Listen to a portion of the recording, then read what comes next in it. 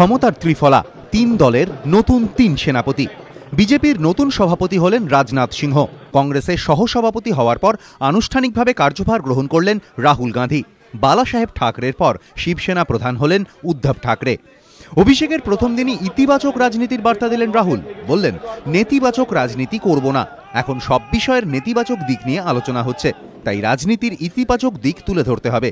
এদিন ফের পরিবর্তনের ডাক দেন Rahul. Yes, we should have negative discussions, but there is a lot positive about this country. Many positive things that are happening every day. Many youngsters that are transforming things. And I think that also needs to be focused on. That is what I'm interested in focusing on. তাৎপর্যপূর্ণভাবে এদিনই BJP নতুন সর্বভারতীয় সভাপতি হলেন রাজনাথ সিংহ। অন্যদিকে শিবসেনা প্রধান বাল ঠাকরের মৃত্যুর পর দলের সভাপতি নির্বাচিত হলেন বালাসাহেব পুত্র উদ্ধব ঠাকরে। এদিন দলের কর্মসমিতির বৈঠকে শিবসেনা প্রধানের দায়িত্বভার তুলে নেন উদ্ধব ঠাকরে। কাকতালীয় সন্দেহ নেই, কিন্তু একই দিনে ঘটল এই তিন ঘটনা। দায়িত্ব নিয়েই কংগ্রেসের বিরুদ্ধে সুর চড়ালেন রাজনাথ। তাহলে কি লোকসভা ভোটের আগে রাহুল গান্ধীর মোকাবিলায় বিজেপির তুরুপের তাস রাজনাথ? জোর জল্পনা রাজনৈতিক মহলে। এবিপি আনন্দ।